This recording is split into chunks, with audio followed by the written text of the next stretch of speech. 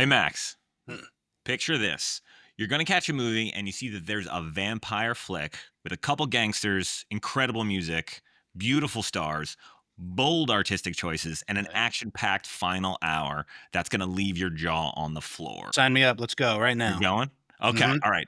But what if you heard that there's another movie about businessmen in the American South in the 1930s and their struggle to find their own path in the midst of tough economic choices? Okay. Well, to be honest, I would be interested in that, but Max Kessler is a huge dork, and I'm not sure the rest of the American public would be. And so, like, well, why? What's the Well, angle good for here? you. It's the same movie. Hey, today we're talking about Whoa! Sinners.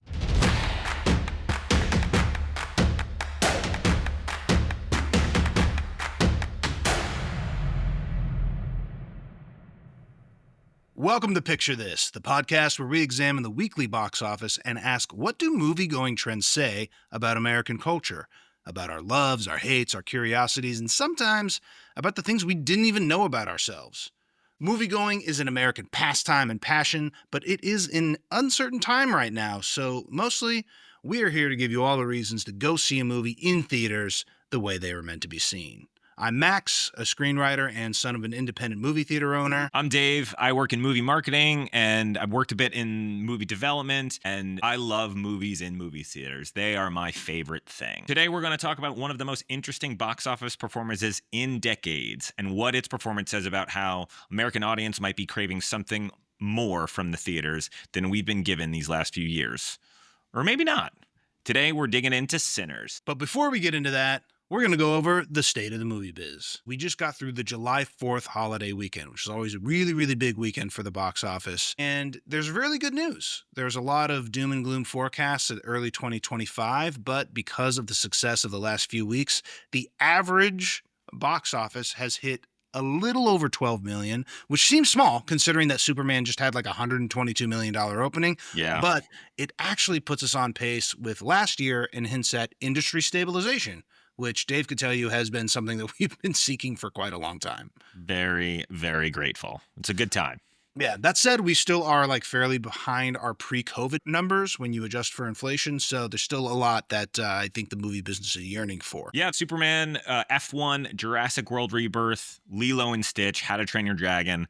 All these have been recent reasons to be grateful and happy about the theater going experience. We're coming out of Superman, which just recently opened in theaters. Critical reception has been mostly positive. Impressive box office numbers to start. Not mind-blowing, but really, really good. It was an expensive movie to make and to market, so it's going to need to keep earning over the next few weeks. But all in all, everyone's thinking that it's a really good sign. Kind of the same with Jurassic World, right? Like it seems to be on path with some of the previous Jurassic Park movies to be making like 600 800 million worldwide, and that's kind of what Superman has, very similar numbers. So it is like good news. Exactly. It's really good news. I will say that even better news for Superman is the critical and audience responses seem to be a little bit higher than Jurassic. The Jurassics were fine, but people are coming out of Superman being like, that was really pretty darn interesting and good, which maybe we'll unpack in a future episode. We were really down in the doldrums when we were looking at the ahead of the 2025 slate. We were In scared, general, man. this We were is scared. good. Yeah, I listed them off a second ago, but Mission Impossible, success. Lilo and Stitch, success. Train Your Dragon, success. Jurassic World Rebirth, success. 28 years later, also success. We're going to talk today about Sinners as being a huge success. There were some mixed results. Ballerina, opening for Lionsgate, did okay to not great. Materialists, which I was really excited about and I did like, didn't do bad. Phoenician Scheme, Wes Anderson's next movie, didn't do great. But all in all, it's a really good success. Yeah, but I would argue like Ballerina's numbers are actually quite strong. That movie's budget just ballooned in a way that would make it hard for it to be a success. Materialists, yeah, the numbers aren't crazy, but the budget was so low, it probably made a bunch of money. Absolutely. And then Phoenician Scheme, I don't ever understand Wes Anderson and how he makes money on his movies, but like, I don't know, it's not, who knows how that does, but I think there was a little bit more to be desired there. Totally. Yes. But I think all in all, the narrative over the last couple months is that there hasn't been that one bomb, both both super critically or audience wise in the last couple of weeks or months. But there's a lot of summer left and there's a lot of other big swings ahead of us. So I think we'll obviously be talking about it on the pod. But mostly today, what we are here to talk about is the huge success of the spring that actually started getting a lot of people that are in the theatrical experience feeling good, which is Sinners. Before we get into spoilers, this is our podcast challenge. Max, describe the movie Sinners in 10 words or less, if you can. Okay. All right. Here we go. Young black gangsters during Prohibition start a club. Vampires. Rah. You sound like you were putting it into ChatGPT as you were going. I Okay, mean, that kind of worked. Okay. don't replace me as a host. That's all I got to say. Mine isn't that much better. It's kind of nonsensical, but I'll go with running a business in America might kill you. Also, vampires. So I don't know who wins that. Maybe someone out there in the ether respond to us and let us know if Max or Dave did a better job. If y'all have better 10-word or less log lines, send them in to us and we'll read them on the show. But this is also a really tough one for that because, Max, do you want to give a longer explanation of what the plot of Sinners is? Yeah, that itself is a challenge, as you're hinting at here. So Sinners is a historical action drama genre film. And essentially we open up in Prohibition era, Jim Crow era, sharecropping era, American South. And we got two brothers, both played by Michael B. Jordan, who come back into town after being in Chicago and they want to start their own juke joint. And a juke joint is like a club. It's at a club. It's a club, like a back in the day club, where they're going to play music and sell booze and all that other stuff. And they gather up the team to help them open up. They get a piece of land. And when they show up and start playing music, well, bad news, vampires show up and then it's an absolute bloodbath. There's so much more, but I think that's probably the most concise summary I could come up with. Yeah, that's pretty good. Yeah, it's another fun element is that it all technically takes place in a 24-hour time frame. Anyway, Max and I could definitely go on longer about the description and type of this, but I think the movie's been out for a bit, so we won't bore you with the plot details. We encourage you to go see it, but Max, maybe share the pedigree a little bit, and then we'll get into So a big draw point to this movie was the folks who made it. We had a reteaming of writer-director Ryan Coogler, who brought us Black Panther, Creed, Fruitvale Station, with the main actor who's been in Black Panther, Creed, and Fruitvale Station, which was Michael B. Jordan. He's one of America's best right now. There's also another big star brought in. That was Haley Steinfeld, who we first met in True Grit, but she's got a huge fan base from Spider-Verse and Arcane. She's in Hawkeye. It's a Marvel property, and she's a legit pop star in her own right. So yeah, she's a musician. Some pretty solid pedigree there. For the marketing campaign, Dave, I only really saw trailers and billboards, and I thought it was actually really interesting because there was a big thing that came out the first week where people were like, oh my God, there are vampires in this. And as a guy who saw the trailer several times, I was like, yeah, there's vampires in this. How did the marketing hit you? What was your experience? That's crazy, Max, because were you living under a rock? Because I saw it everywhere, man. I think they had at least 2 trailers that were put ahead of movies earlier in the year, as well as online. Plenty of billboards, plenty of TV. I saw one interesting other element, which I'd never seen this before in movie marketing, but they did a YouTube video of the writer-director, Ryan Coogler, talking about how he filmed the actual movie, which was on really expensive, really difficult to manage IMAX cameras to then give the audiences this very unique perspective on the film itself. Usually the only time I hear people talk that much about what goes into the sausage being made is a movie for Christopher Nolan. But yeah, they did a 10-minute piece on YouTube that I think was on IMAX's handle as well as Warner Brothers' handle, the studio that released it. And it was just the filmmaker talking about how cool the images he made were and the giant cameras that he used to make it. Frankly, not that commercial stuff. It's normally that's for like film geeks and and movie bros. I did end up seeing that myself, but it was after I saw the movie, so I don't count that as a marketing campaign thing that hit me. But what I think really worked, I don't know if you were getting towards this, was just like how endearing endearing it was to watch Ryan Coogler talk about this thing that he really cared about. Absolutely. You're totally right. It was both the text of this little video on YouTube was about like the size of the cameras and therefore the size of the image that you'll be seeing in the theaters. But the subtext was the fact that like, this filmmaker thought a lot about making this movie and it wasn't just a paycheck for him. And he was really passionate about it. So that really affected me. That was a real helpful marketing tool. At the same time as if you just watch the trailer, yeah, man, that's what I got out of it is you're going to see a fun vampire flick. So, so I think it covered a bunch of different bases. But Max, tell us about the box office. How'd it go? Yeah, so box office was super compelling, and that's a big reason why we want to talk about Sinners, even though it came out a few months ago. But it was a wide release film, big studio film, and it opened at about $48 million in the early spring, which is a very strong opening, especially considering that it's a little more than half of its production budget. But what was incredible to see, and this is something that does not happen, is that weekend over weekend, its business only dropped by 4.8%, which is unheard of. That is insane. Right, isn't it? Insane. So the typical drop off for really any film is between 40 and 70%. Like, for example, both F1 and Jurassic Park Rebirth, big movies with huge ad campaigns behind them, dropped over 65% from weekend one to weekend two. Yeah, dude, and when you share that range of 40 to 70%, I've been in those meetings after the second week or two, and your movie drops 40%, 40%, and people are celebrating because that's a very small drop off. Yeah, and so great. you're saying this dropped 4.8, which is It essentially did the same amount of business, which means that word got around, people were super jazzed on it, and it probably meant a lot of repeat viewings, like a lot of the same people who saw it in weekend one saw it in weekend two.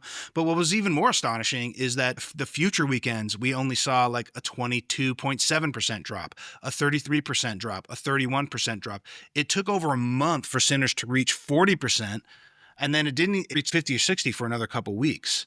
And that was only the weekends. Isn't that wild? I can't think of another movie that's done that was wide release. Like there's some smaller movies that built over time, but it's just so different. Yeah, absolutely. And we'll talk about different like release strategies and hopefully our listeners won't fall asleep when we talk about it. But in general, this was a movie that was like put in a typical quote unquote wide release for a film in the United States is 4,000 theaters. And this I'm sure was in that many. It's really hard to have a non-drop for 4,000 theaters. Maintain the attention of the American public for that is everybody wants to figure out how and why it happened, and we'll talk about that in a sec. But like the other astonishing thing was like kids weren't even out of school, and this movie was still doing a ton of business during the weekdays. It didn't drop below 2 million a day for weeks, and that was a huge success for them as well. But all in all, about a month in, it was sitting at about $250 million intake, which was super successful, a totally unique box office performance, and that's why we got to talk about it. Dude, that's right. It was a friggin' unicorn in this, and even after what we said earlier about this being a pretty good couple months in the box office, there's been and we're very happy that people are going to see movies like F1 and Mission Impossible and Superman, all titles that have some sort of kind of IP behind it. Nobody knew what Sinners was, and we're so excited to get into this. Did the critics like it, Max? Critics loved it. Audience loved it. When you look at Metacritic, the critics were giving it about 84%, the audience about 76%. The one that I only care about is Letterboxd because it's just people who watch the movie reviewing it. Oh, you're such a nerd when that I love you're going this deep. I love it. Yeah, I go so deep on Letterboxd, but Letterboxd, there's about 600,000 people who have posted a review on it. It's getting an average of 4.2 out of 5. That's like an 83% approval rating.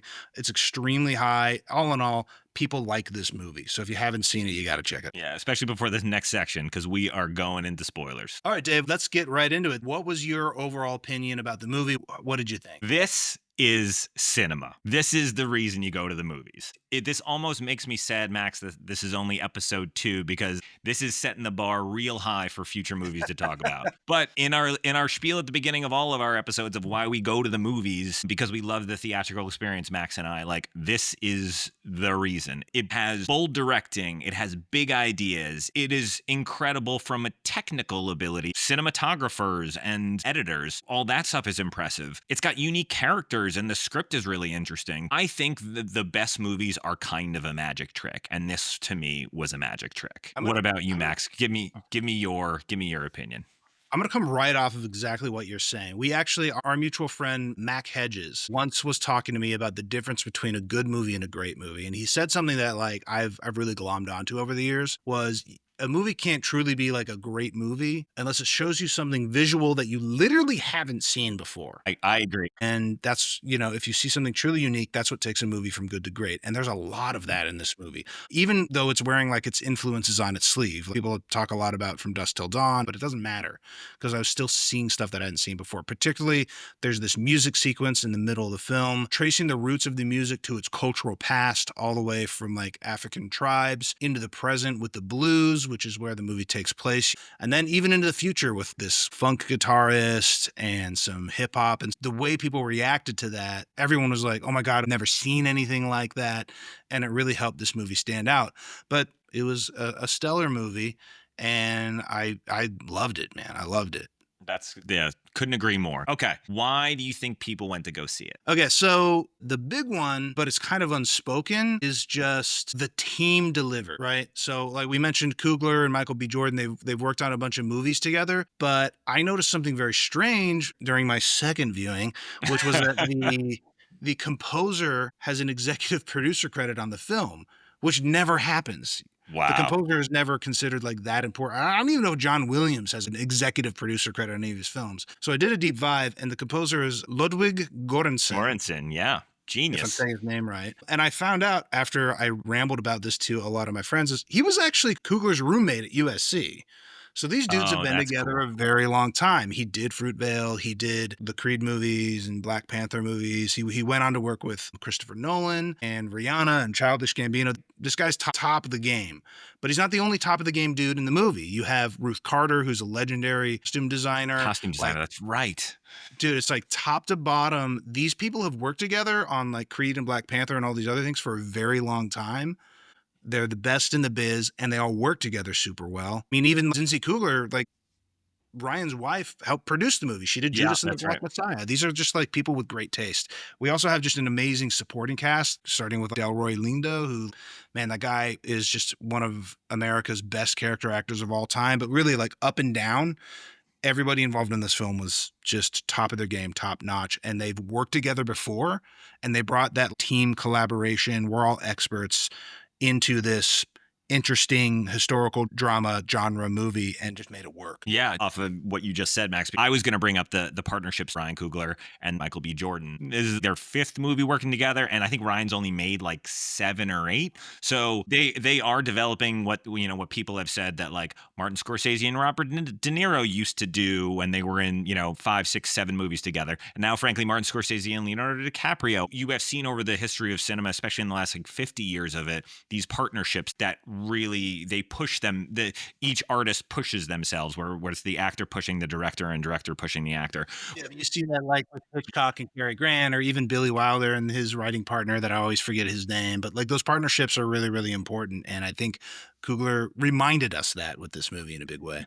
Absolutely. And then I would throw a note that I did remember hearing from Coogler in an interview after I had seen it, that one of the challenges for this movie, although there were a lot, is he also just needed to wait for everyone to become available. Ludwig, as an example, is like next to Hans Zimmer, is the most sought after composer in the movie business now. Michael B. Jordan has his own franchises. It was so interesting to see that there's both like this communal kind of familial team that they have, but also they all became amazingly talented stars, and they're all off doing their own thing and building their own career, but they all made time to go make this movie, probably because they knew the source material was so important, and they probably loved their steward, their leader, Ryan Coogler, as part of it. Probably more now than even then, too. Absolutely.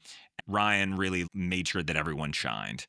I don't know. Do you have any other reasons, Max? I just have a hot take. I have two more, but I definitely want to hear your hot take. Okay, so I thought the other reason why it was super successful was it perfectly blended highbrow and lowbrow art. The highbrow award chasing, very, very serious type of movie with something like a vampire showing up and chewing someone's neck off as they're having sex with them. Took this like nuanced American history stuff that we are interested in as our people and our culture, but can sometimes be difficult to digest and to engage with. And it gave us another reason to go, which was blood-sucking vampires doing Irish jigs, which is, I didn't even know I had that on my bingo card, but I definitely have it now. So I thought that was the way that they were able to blend those was really, really incredible. And the other thing that I thought it did that's just kind of lacking in other movies was sultry, sweaty, lusty, hot people, not even being naked, but just being sexy. And we're in this weird era. A lot of people have written about it, so I don't want to claim credit for this idea, but we're in this weird era of Hollywood where it's like a very Barbie Ken doll, where it's kind of genitalless and like a lot of really hot bodies, but just not really being lusty or sexy. Even this week, the censors in India have requested that they remove a kiss from the Superman movie, a kiss, because it's What? too graphic. And I know that I think Marvel's had similar issues with putting their films in China. So I thought that there's this thing missing in American film right now that Sinners gave us several times throughout the movie, and it was really fun. Yeah, I love that, dude. Yeah, and I agree. I think the sexiness, to nerd out for a second on it. In the 50s, there was something called a production code, which kind of prevented that sexiness. That went away in the 70s, and then in the 90s, I think me growing up, I really remember movies like Basic Instinct and Fatal Attraction, and sexiness, like it frankly became a genre in theaters. But then, and But maybe even this if you is think about The Matrix, people running around in latex and there being like a core love story at the part of it that hits a climax with Trinity kissing Neo in the end, like yeah. that wasn't an overtly sexual movie, but it just had that vibe at least, and it made The Matrix more fun too.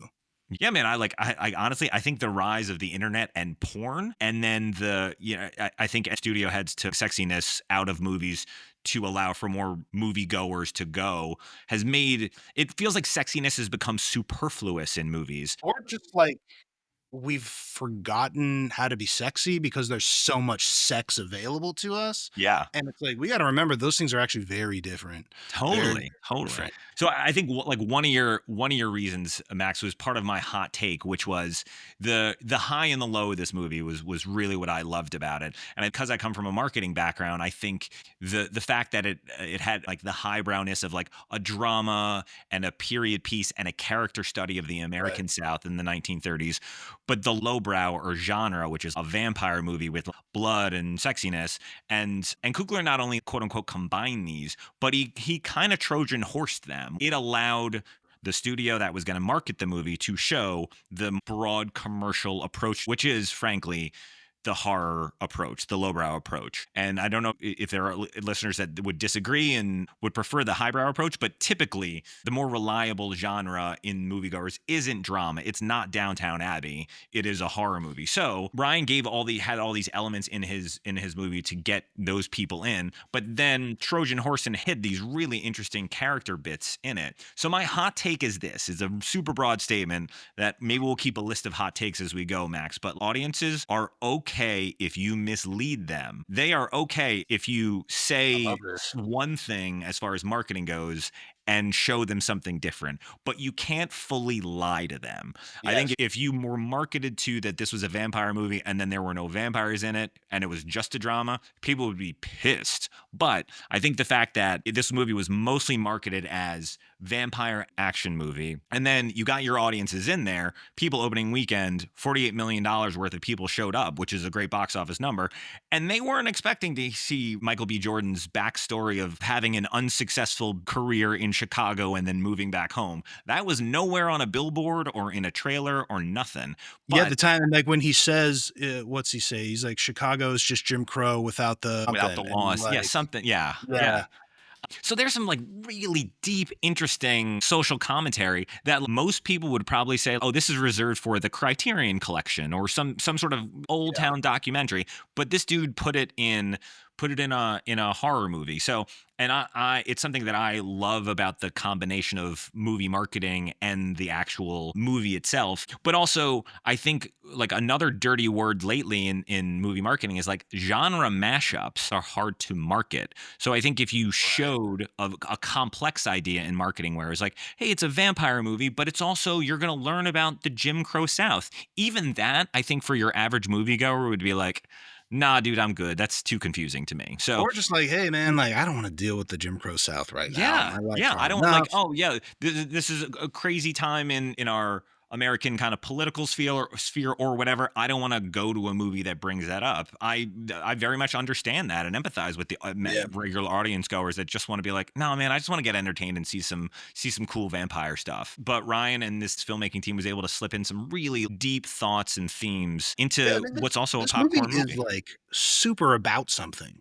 Yeah. Right? Yeah. The whole time, all the main characters are talking about how, they're gonna get this club or they're gonna play this music or they're gonna get this or that, and they're gonna have freedom. And we haven't even talked about the music aspect of this film, which Yeah. is probably the thing that social media lit up the most about it and helped carry the word of mouth. But that sequence I was talking about earlier, it's all about culture being passed down from person to person to person. And the idea of vampires is not necessarily that they are here to destroy us, but they are there to freeze culture and they keep it stuck in time. They try and make it homogenous. And that Ryan, I mean, a guy who made big, big, big studio films, As big as you can franchise get. films. Yeah. Think about it, Rocky films and Marvel films, which has been with us for a long time. He's kind of saying, like, look, we need to make original new ideas in order to push this forward as a people. And also, the way to do that is to go out and do it on your own. Hmm. And in a time where we are constantly posting our own creative thoughts on social media, at the end of the day, these social media platforms make their money on advertising. We're all participating in this creative exchange, but that creativity gets taken away from that place where we Hmm. do that gets taken away from us in the name of commerce. And Kugler doesn't create some sort of solution to this problem, but he's discussing it and exploring this thing that we're all experiencing. And he does it with Irish jigs and vampires. It's so cool. Yeah, I really loved your take, Max. I don't know if I totally agree, or maybe we're saying the same thing, but I do think at the end of it, and again, we're in the spoiler section, but like there's a coda at the end of it. Look, I would argue the most important part of the whole movie, like, arguably. Yeah, which is crazy, and it's after a full meal of a movie, and then there's a 6-minute scene that really hammers home a lot of what Max is talking about: creativity inside this crazy country that we live in called America, and in this crazy system called capitalism, and how do you be truly creative and truly an artist and also live in a capitalist society. But then also the great meta conversation about this movie is Ryan Coogler himself is doing it. He is capital A an artist and still made a $90 million movie for a giant media conglomerate. So he himself is a black man in America that is navigating some really tricky waters. And I think with the success of this movie, as well as the success of Creed, the success of Black Panther, he's doing it in incredibly interesting and successful way. So I think that's one of the many reasons why the movie itself works so well. And then the meta idea of a movie like this working is so freaking cool. I don't know if you'll ever see me this excited about a movie on a podcast, and we're only in podcast number 2 for this. Yeah, no. So maybe we're setting the bar too high. But those are my takes, Max. What else do you got? I mean, I got nothing that I think, like, we could actually talk about this for a long time. I could talk about the reason this being successful is people who are interested in fashion had something to talk about because the costumes were so great. People who are interested in photography can talk about how incredible the film looked. People who are interested in mythology can talk about what he did with vampires and kind of the new take he had on that. Taking on the previous vampire films and mythology and giving homage to it. Like Max has also mentioned the music element. There are certain like hard rock cues during vampire moments which give homage to like previous vampire films, but then obviously like takes the vampire genre and does it in new ways as well. Max, you're totally right. He like hit it on so many different elements for sure.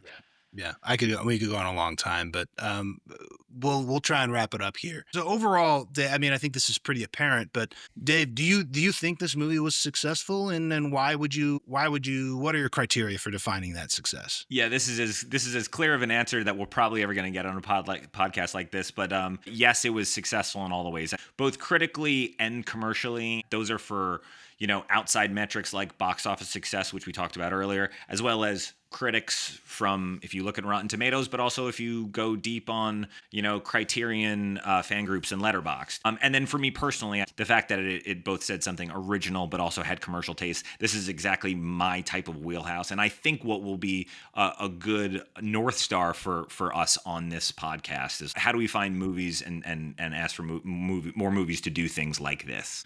Yeah. I mean, my criteria, obviously financially, is a success. That's just, those are the numbers. They're easy to figure out. But also it captured the cultural zeitgeist. And I think it's really the only movie to do that this year. Minecraft kind of, but that's a different story. It was kind of built into the IP thing. Sure. But for me, it proved that there's so much room in the American appetite for interesting movies that aren't based off of IP. But at the same time, maybe with limits. Doesn't mean you have to have this team of extremely talented people. Do you need to put a lot of sugar into the medicine in order to get people to come out for these movies? We've seen already this year good movies that are dramas come out that like people didn't necessarily show up for. So Totally. Black Bag as an example, but we could go yeah, on. Black Bag, maybe my favorite movie of the year. But how repeatable is this? What does it all mean, Dave? Like you're a studio head. How does Sinners affect your future decision making when it comes to greenlighting movies? Well, this is what's so hard about this is I wish it weren't so, but this movie and this performance is such an anomaly. Yeah. But I think in general, the dumb studio note is you give really talented people a whole lot of money, which is yeah, that's very easy for me because other than last episode, I'm not sitting in the studio chair, real or fictitious. But in general, you want to find really talented, creative people with vision. I guess you could also maybe lamely say that Ryan Coogler, maybe because he worked on two giant, franchises, he also is somewhat aware of the quote unquote, and I say this eye rolling, like responsibility of a big studio movie where you need to deliver certain things like Black Panther needing to deliver some action sequences and Creed needing to deliver some incredible boxing sequences. Why? Because that's part of the DNA of the genre. But I do think there's an interesting test, Max, which we'll talk about in I think a couple months, but the studio who released this made a big bet on a filmmaker that they believed in and it really paid off. They are doing the same thing in 2.5 months with Paul Thomas Anderson in a movie called One Battle After Another, which is another historically really talented filmmaker. They gave him a whole bunch of money, and we'll see if giving really talented people a whole lot of money pays off a second time. We'll see. Yeah, so I actually I have a lot that I agree with on this take here, but I have one thing that I disagree with, which is giving them money versus giving them process. So P.T. Anderson, unlike Ryan Coogler, not a lot of success historically at the box office. So Warner Brothers might not even be trying to make money off that movie, although it does sound like a very expensive movie. So I don't know what the whole plan is there. Not that, you ever strive to lose money or anything like that, but Sinners feels like a movie that was meant to be a box office success. I'm not sure about the next PTA movie, but I spend so much money on it if that's the case. Yeah, that's a great point because Paul Thomas Anderson has never delivered a successful franchise film the way that Ryan Coogler had previously. You're totally right. Yeah. And maybe he was offered them and said no, but who knows? Anyhow, if I was in charge, my favorite game to play, I would build really strong relationships with creative, thoughtful filmmakers, comfortable with the idea that this is also a business, the way that Coogler seems to understand. And I would offer them not necessarily money, but development, which it's money, but in a different form. So like Coogler had this idea for a long time. Like you said, he had to wait for people to come available. I think back to like Mad Max Fury Road, which was in development for like 20 years. And coming off of the success of Superman, Warner Brothers is talking about, we have a 10-year plan. And Marvel had its amazing 10-year plan that culminated in Endgame and Infinity War. And I'm like, I think the lesson from Sinners might be, okay, you have a team of people. What if we gave them, not a franchise, not an IP, but gave them a 10-year plan? You have them create a slate. And I'm also wondering, going back to what you were saying about waiting for the below the line folks to come through, I wonder if you contract below the line folks too. And I know that we got away from the contract system because it had a lot of problems back in the 50s. But if I could give away like a theater company, it's like, we're a company and every year we do a couple of productions and sometimes these actors are in it and sometimes they're not. And sometimes this person's directing and sometimes they're not. But they're like insulated and they're protected and they know that they have a place to work for the next 10 years. And then you could cut them explore and let them thrive, knowing that like maybe not everything hits, but if enough things hit, that could be an interesting system. I don't know. Yeah. It'd be great if a studio had a 10-year plan for Damon Chazelle or Greta Gerwig. The thing is, the studio heads a lot of times don't last 10 years. So I would want to end this podcast on a down note, but that studios are a business and they think shorter term than maybe sometimes what they should. Especially now that they're owned by larger conglomerates that have other business in mind. Yeah, the numbers on a spreadsheet is a big problem in all of the box office, and we'll probably be talking about that in the future. Well, how about if you're a marketing executive? How do you reach the American people? What did we learn about things that we could change? Anything there, Dave? I mean, it goes back to my hot take earlier, which is think getting comfortable with your average moviegoer is okay being misled in marketing. And I know that that can be a hot take, and no audience goer would say, yes, mislead me. But I think it's more important to be able to sell a crisp, simple, understandable concept Yeah. and then allow the movie to fill in that concept. And I think that, so I really give Warner Brothers a lot of credit on how they held a lot of restraint on what they showed about the film and kept the main message very clear, even though when you walked out of the film, you realize you got so much more than that. So that's my learning. Yeah, I think as a guy who knows very little about marketing, my big lessons was a real strong hook on like what this movie is, right? Vampires in Jim Crow South. Okay, cool. That's a hook. But also a lot of little things for special interests to sink their teeth into. So, like we were saying earlier, people who have an interest in fashion can sink their teeth into this movie. People who have an interest in history can sink their teeth into this movie. You could do that in other films, whether it's food or gaming or the great outdoors. We're now inundated in a social media environment where our algorithms silo us into our special interests. So I think bringing in market executives earlier during the development phase and have them talk about, here's the story that you have, here are some potential special interests that we can help use to market this film. And it's going to be tough, because how do you do that without destroying the creativity or destroying the story or anything like that? But I think there is a lesson, like an important and helpful lesson there, that it had to be intentional at some level, but like Coogler and the team were able to capitalize on. Yeah, agreed. Okay, so that's going to be all for our episode today. We're going to leave you off with something that we do every episode, which is we're going to suggest a movie that you can go see, that I'm excited to see, and that Dave's excited to see. My pick this week is actually Materialists. It's been out for a minute. I haven't seen it yet. I'm a little burnt out on the big tentpole films, and I am interested in seeing something a little romantic with Pedro Pascal and made by an awesome filmmaker who brought us a Best Picture nom last year. So I want to see what that's all about. And I'm gonna go so mainstream. I'm sorry, I'm so boring this week, but I would say go see Superman. I would caveat it like, if you believe in the superhero experiment, then you should go see it and support it. James Gunn has made some interesting superhero movies in the genre, and there are some guardrails of how interesting you can be in the genre. And I think I'm interested to see what he does with this. And if you don't believe in the superhero experiment, I totally get it. You guys don't need to go and support it, but I do have higher hopes on this type of superhero movie with an auteur filmmaker. So go support it if you believe in that. Amen. All right, y'all. Great hanging with you, and we will see you at the movies. Until next time.